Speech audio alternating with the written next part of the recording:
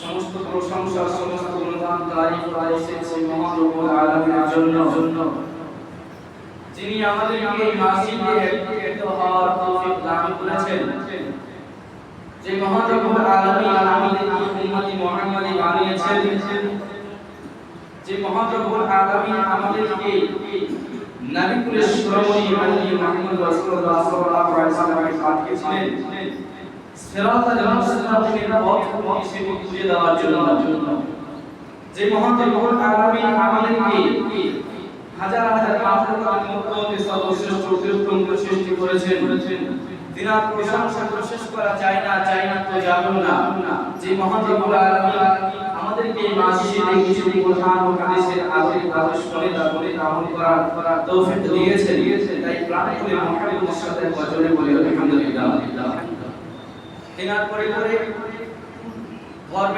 ধর্মের নেতা মা আমিনাল্লাহ মুরাদুল্লাহ আখির নবী তাজুল মদিনা নবী কুল শিরোমণি নবী আহমদ নবী মুহাম্মদ রাসূলুল্লাহ সাল্লাল্লাহু আলাইহি ওয়াসাল্লাম তিনার প্রতি লাখো সালাম আমিন তারা বর্ষণ হলো। আল্লাহুম্মা সাল্লি আলাইহি আল্লাহুম্মা বারিক আলাইহি। প্রিয় শ্রোতা বিন্দু, আজকে এই জুমা মসজিদে এই মেম্বারে উঠে আমি যে বিষয়ের কারণে মারি যাচ্ছি সেটি হচ্ছে কি কিয়ামত। কিয়ামত কখন হবে, কিয়ামতের কি লক্ষণ সমূহ দেখতে পাওয়া যাবে, কিয়ামতের ময়দানটা কেমন হবে, যাবতীয় জিনিসকে বিশেষ করে সময় দেন ইনশাআল্লাহ ইনশাআল্লাহ। আমাকে বলার তৌফিক দান করুন এবং আপনাকে শোনার তৌফিক দান করুন।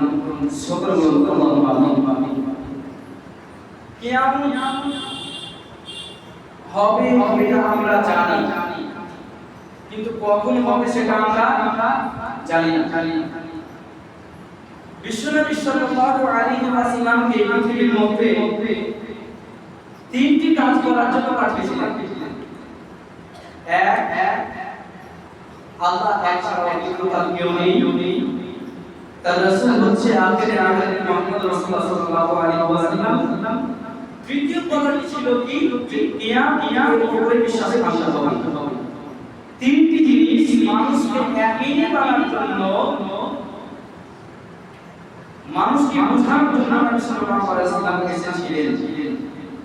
তাহলে কিয়ামতের উপরে ঈমান আনতে হবে, কিয়ামত হবে এটা আমরা জানি, বিশ্বাস রাখতে হবে।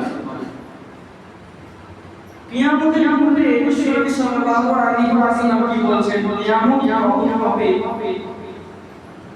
যখন আমরা কিছু লক্ষণ সমূহ দেখতে পাবো তারপরে কিয়ামত আসবে, অর্থাৎ হবে, তার আগে হবে না।